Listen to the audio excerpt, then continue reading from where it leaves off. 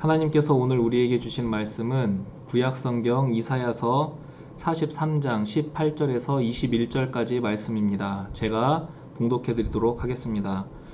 너희는 이전 일을 기억하지 말며 옛날 일을 생각하지 말라. 보라, 내가 새 일을 행하리니 이제 나타낼 것이라. 너희가 그것을 알지 못하겠느냐? 반드시 내가 광야의 길을 사막의 강을 내리니 장차 들짐승 곧 승냥이와 타조도 나를 존경할 것은 내가 광야의 물을 사막의 강들을 내어 내 백성 내가 택한 자에게 마시게 할 것임이라. 이 백성은 내가 나를 위하여 지었나니 나를 찬송하게 하려 함이니라. 아멘. 오늘은 내가 새 일을 행하리라 라는 제목으로 우리 성도님들과 말씀을 나누도록 하겠습니다. 오늘 본문은 하나님께서 바벨론 포로로 사로잡힌 이스라엘 백성들에게 주시는 말씀입니다. 하나의 나라였던 이스라엘은 북이스라엘과 남유다로 갈라진 후에 각각 아수르와 바벨론에 의해서 멸망하게 되었습니다. 북이스라엘은 BC 721년 아수르에게 멸망을 당하였고 남유다는 BC 586년에 바벨론에게 멸망을 당하였습니다. 바벨론에 의해 나라를 잃어버린 이스라엘 사람들은 바벨론의 여러 지역에 흩어졌습니다. 하나님께서는 아브라함을 선택하시고 아브라함의 후손을 번성하게 하셔서 이스라엘을 큰 민족으로 만드셨습니다. 하나님께서 이스라엘을 하나님의 백성으로 선택하신 이유는 이스라엘을 통해서 온 세상에 하나님을 나타내시기 위한 뜻이었습니다. 그리고 이스라엘을 통해서 하나님에 대한 소문이 모든 민족과 나라에게도 전해지고 모든 민족과 나라가 하나님을 사모하게 되고 하나님께 나와 하나님의 백성 되게 하려는 것이었습니다. 그러나 이스라엘은 거룩하신 하나님의 뜻을 이루지 못했고 그 거룩하신 하나님을 나타내 보이지 못했습니다. 그 이유는 그들의 죄 때문이었습니다. 죄에 물든 이스라엘을 통해서 거룩하신 하나님을 드러내는 것은 불가능했습니다. 이는 오늘날도 마찬가지입니다. 죄에 빠진 그리스도인들이 하나님의 영광을 드러내지 못합니다. 부패하고 타락한 교회가 거룩하신 하나님을 세상 사람들로 하여금 신뢰하지 못하게 만듭니다. 부패한 교회, 거짓된 그리스도인이 아무리 하나님은 거룩하시고 공의로우시고 사랑과 진리가 풍성한 분이시라고 증거해도 사람들은 그리스도인의 모습을 통해서 거룩하신 하나님을 발견할 수 없기 때문에 믿지 못합니다. 하나님께서는 죄에 빠져 하나님 백성의 정체성과 사명을 잃어버린 이스라엘을 그냥 내버려 두지 않으셨습니다. 고난을 통해서 이스라엘이 죄를 깨닫고 돌아오도록 인도하셨습니다.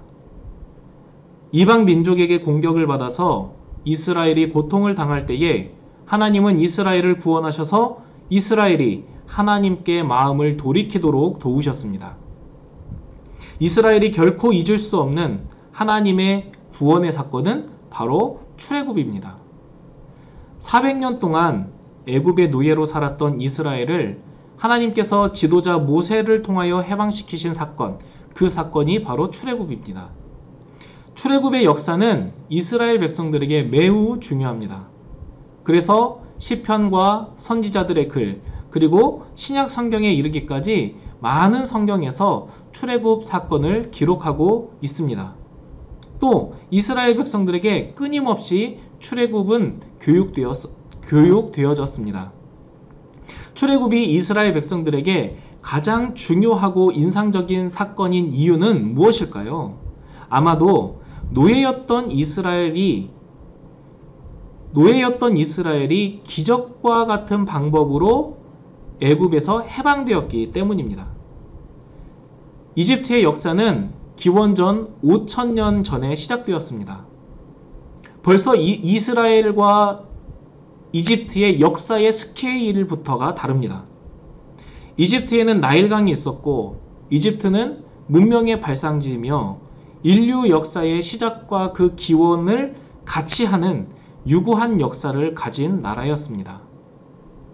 이집트는 고대의 정부 조직과 행정 체계를 이미 갖추고 있었고 건축과 토목기술, 예술 등 모든 면에서 놀라운 발전을 이루고 있었습니다. 피라미드 건축은 현대의 건축 기술로도 완벽하게 재현할 수 없는 놀라운 건축 기술을 보여줍니다. 전차와 말을 이용한 막강한 군사력도 이집트는 보유하고 있었습니다. 그에 비하면 이스라엘은 거대한 제국의 미미한 노예에 불과했습니다. 이스라엘은 신도 신지 못하는 노예였고 하루 종일 벽돌 굽기와 같은 노역에 시달리며 살아갔습니다. 애굽의 노예인 이스라엘은 체계적인 정부 조직도 뛰어난 지도자도 강력한 군사도 소유하지 못했습니다. 그런 이스라엘이 이집트 제국으로부터 벗어나는 것은 정말 기적에 가까운 일이었습니다. 그래서 자신들의 힘이 아니라 하나님의 은혜로 받은 선물임을 고백할 수밖에 없습니다. 하나님께서 이스라엘을 애굽에서 불러내신 이유는 무엇입니까? 그들이 단지 불쌍했기 때문일까요? 아브라함에게 해주신 그 약속 때문일까요? 이스라엘을 하나님이 너무 사랑했기 때문일까요? 그들에게 단지 가나안 땅을 주시기 위해서? 자유롭게 하시기 위해서? 물론 그것들이 다 틀린 말은 아닙니다. 그렇지만 하나님께서 이스라엘을 해방시키신 궁극적인 이유는 바로 하나님 자신을 증거하기 위함입니다. 그 놀라운 기적 같은 일을 통해서 이스라엘에게 내가 너희 삶의 주인이다. 내가 이 온 세상을 다스리는 이 애국까지도 다스리는 하나님이다 라는 사실을 선포하기 위함이었습니다. 그리고 이제는 너희가 내 백성이 되어라. 내 안에 거하고 나의 백성으로 살아가라는 의미가 바로 이 출애굽 사건에 담겨 있습니다. 그런데 출애굽 이후 광야를 지나서 가나안 땅에 들어간 이스라엘 백성들은 어떻게 살았습니까? 기적과 같은 은혜를 베푸신 그 하나님의 말씀을 따라서 순종하며 그들의 삶을 통해서 하나님을 드러내며 살기보다는 자기의 욕심을 따라서 살았습니다. 이스라엘 백성들은 하나님과 함께 광야에 있었지만 그들의 마음은 하나님과 함께 하지 않았습니다. 하나님이 늘 이스라엘과 동행하셨지만 그들의 마음은 하나님과 동행하지 않았습니다. 자기의 욕심과 세상의 정욕을 쫓으며 살아갔습니다. 그들은 영적으로, 도덕적으로 모든 면에서 부패했고 더 이상 하나님의 백성이라고 말하기 부끄러울 정도로 살았습니다. 죄를 돌이키지 않고 마음으로부터 하나님을 떠난 이스라엘은 하나님은 아수르와 바벨론을 통하여 심판하셨습니다. 이스라엘이란 이 나라를 완전히 해체하시고 백성들은 바벨론의 여러 지방으로 흩어버리셨습니다. 애굽의 노예였던 이스라엘의 흑역사가 다시 재현된 것입니다. 국가 조직이 무너지고 왕도, 지도자도, 군대도 다 사라져버렸습니다. 심지어 예루살렘 성전도 무너지고 제사장들도 흩어져서 제사도 폐지되었습니다. 이스라엘이라는 이름으로 남아있는 것들은 아무것도 남지 않게 되었습니다. 이스라엘 백성은 마치 풀 한 포기도 자라지 못하는 광야에 내던져진 아기와 같았습니다. 광야는 어떠한 생명도 생존하기 어려운 굉장히 열악한 장소입니다. 광야를 모험하는 사람들은 굶주림과 갈증으로 고통을 당하게 됩니다. 또한 들짐승과 뱀, 전갈로부터 희생을 당할 위협도 있습니다. 광야는 절망과 고통과 죽음만 있을 뿐 희망과는 거리가 먼 곳입니다. 이스라엘이 처한 상황은 바로 광야와 같았습니다. 이스라엘은 하나님의 백성이라는 자부심이 대단했습니다. 그들은 죄를 지으면서도 하나님의 백성은 결코 망하지 않아 라는 확신을 가지고 있었습니다. 하나님께서 그들을 책망하시고 그들을 벌하실 수는 있겠지만 그들이 망하는 일은 결코 없을 거야 라고 생각했습니다. 그렇기 때문에 이스라엘의 멸망은 그들에게 이해할 수 없는 너무나도 충격적인 사건이었습니다. 특히 예루살렘 성전이 파괴되고 그 성전의 기물들이 이방인들에게 약탈당하고 아무것도 남지 않고 완전히 망하게 되었다는 것은 이들에게 너무나도 충격적인 사실이었습니다. 그들은 예루살렘 성전을 하나님의 집이라고 생각했습니다. 그것은 하나님이 계신 곳이라고 생각했습니다. 하나님이 집이 무너진다는 것은 상상할 수 없는 일이었습니다. 하나님의 집이 이방인에게 공격을 당하고 파괴되고 심지어 사라진다는 것은 이것은 하나님이 사라지는 것과 같은 충격이었기 때문입니다. 광야에 내던져진 것 같은 이스라엘에게 하나님께서 이사야를 통해서 오늘 이 말씀을 주셨습니다. 너희는 이전 일을 기억하지 말며 옛날 일을 생각하지 말라. 과거의 실패를 과거의 실패를 기억하고 기억할수록 이스라엘은 실패의식에 사로잡히게 될 뿐입니다. 나라를 잃어버린 채 제국의 어딘지도 모르는 곳에 내던져진 자신을 바라볼 때에 이들은 무슨 희망을 가질 수 있겠습니까? 현재 우리 자신을 바라볼 때 우리 역시 이와 같은 마음이 들고 있지는 않을지 모르겠습니다. 최근에 사회적 거리두기가 강화되면서 우리는 더 큰 절망에 빠져 있지는 않습니까? 이제 바닥을 찍고 조금 회복되는가 싶었는데 또다시 사회적 거리두기가 강화되면서 우리는 절망하고 있지는 않습니까? 식당을 운영하시는 분들 가운데 갑자기 이 사회적 거리두기가 강화되면서 미리 주문했던 이 식자재를 다 폐기하는 그런 손해를 입으신 분들도 있습니다. 아르바이트를 시작하려고 아르바이트 자리를 구해놨는데 이제 다시 그 일자리가 사라져버린 사람들도 있습니다. 이제는 우리가 미래를 다시 계획한다는 것이 무의미하게 느껴지기도 하고 이제는 무기력함이 나를 완전히 지배하고 있는 것 같습니다. 그러나 오늘 말씀은 우리에게 이렇게 이야기하고 있습니다. 보라, 내가 새 일을 행하리니 이제 나타낼 것이라. 너희가 그것을 알지 못하겠느냐? 반드시 내가 광야의 길을 사막의 강을 낼 것이라. 이 말씀은 본래 바벨론에게 멸망당한 이스라엘이 다시 회복될 것을 뜻하는 말씀으로 주어진 것입니다. 나라를 회복할 수 있는 힘과 능력, 그리고 어떠한 조직도 갖추지 못한 이스라엘을 하나님께서 다시 회복시켜 주신다는 약속입니다. 그렇지만 그것은 이스라엘의 힘으로는 불가능했습니다. 왜냐하면 그들은 바벨론의 포로로 살고 있었기 때문입니다. 오직 하나님의 능력과 하나님의 선하신 계획 때문에 하나님께서 이스라엘에게 은혜를 베푸시겠다고 약속하시는 말씀입니다.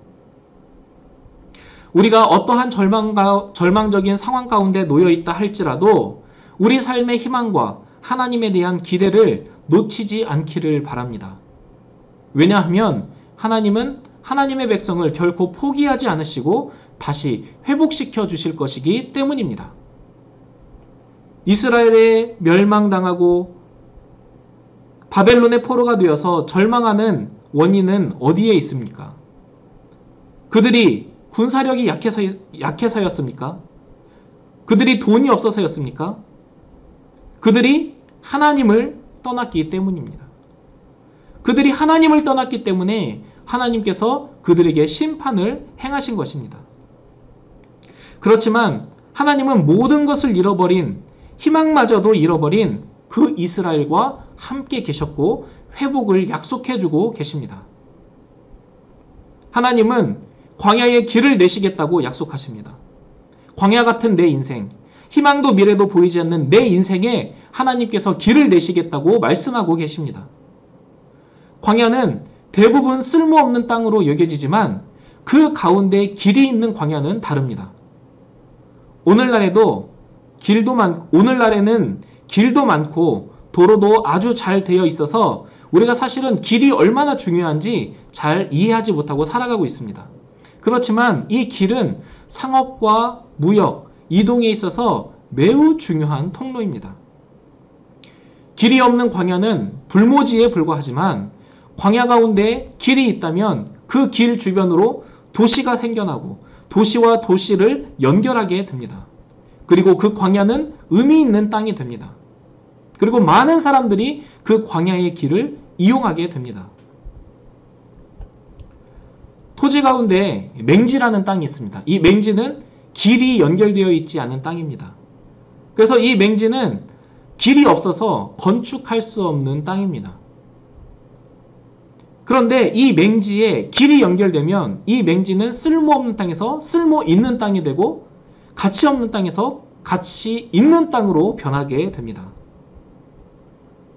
광야와 같은 내 인생에 하나님께서 함께 하신다면 새로운 일이 일어납니다. 이전과 비교할 수 없는 새로운 삶이 우리 가운데 펼쳐지게 됩니다.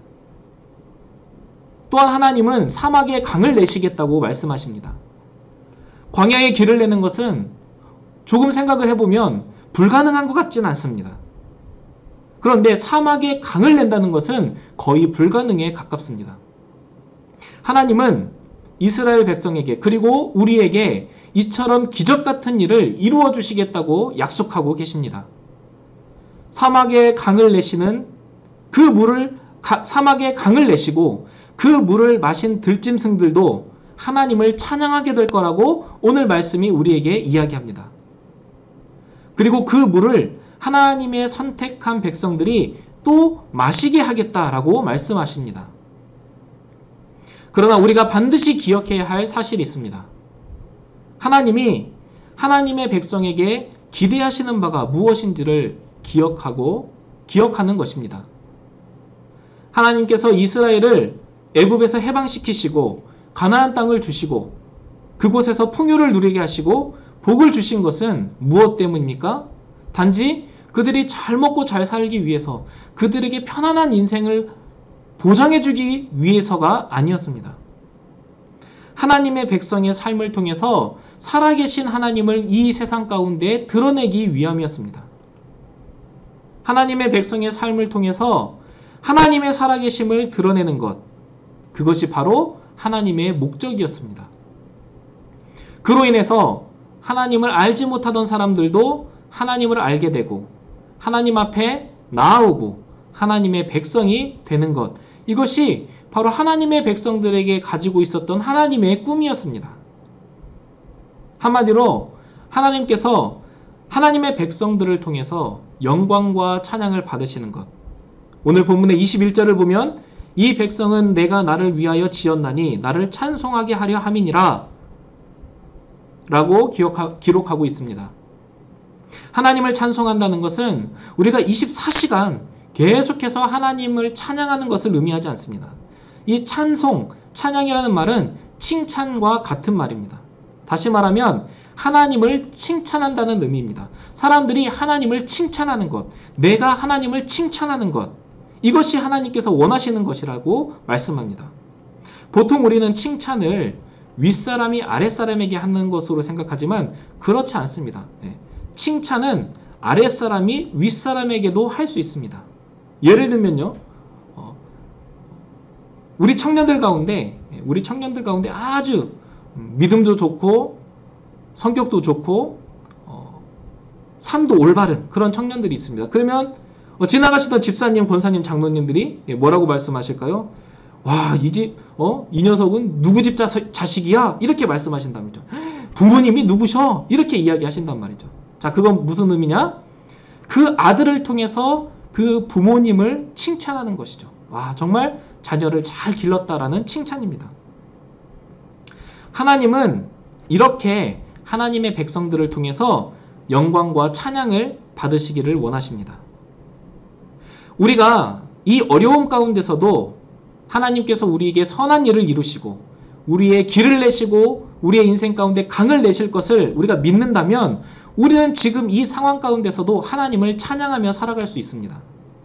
우리의 환경이 지금 당장 변한 것은 없지만 변화시키실 하나님을 바라보며 영광과 찬양을 돌리며 지금 살아갈 수 있습니다. 왜냐하면 광야 같은 우리 인생에, 사막 같은 우리의 삶에 길을 내시고 강을 내실 하나님을 신뢰하고 의지하기 때문입니다. 우리 모든 현재의 어려움 속에서 하나님을 바라보고 하나님의 선하심을 신뢰하며 하나님께 영광과 찬송을 돌리며 살아가는 우리 모든 성도님들이 되시기를 바랍니다. 말씀을 맺도록 하겠습니다. 요즘 역대 최고의 폭염을 견디고 있습니다. 이렇게 너무나 무더우니까 차라리 추운 겨울이 빨리 왔으면 좋겠다라는 생각이 들기도 합니다. 겨울이 되면 나뭇잎들이 다 떨어지고 땅 위에 피어있던 풀과 꽃들도 다 져버립니다. 그리고 온갖 메마른 땅으로 토지가 덮이게 됩니다. 자연을 바라보면 생명의 기운을 우리가 느낄 수가 없습니다. 나뭇잎이 떨어진 나무를 보면 마치 그 나무가 죽은 것처럼 느껴집니다. 그러면서 자연스럽게 우리는 한 가지 사실을 잊고 살아갑니다. 그 나무와 땅 속에 바로 생명이 있다는 사실, 그 사실을 우리는 쉽게 잊어버립니다. 혹시 우리 개인과 가정과 학업, 진로와 관계, 경제 문제, 신앙 문제들로 인해서 우리가 절망 가운데 있지는 않습니까?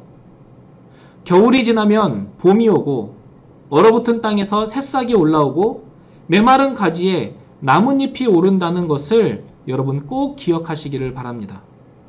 하나님은 하나님의 백성들의 삶 속에서 길을 만드시고 강을 내셔서 새로운 일을 이루실 것을 여러분이 꼭 기억하기를 바랍니다.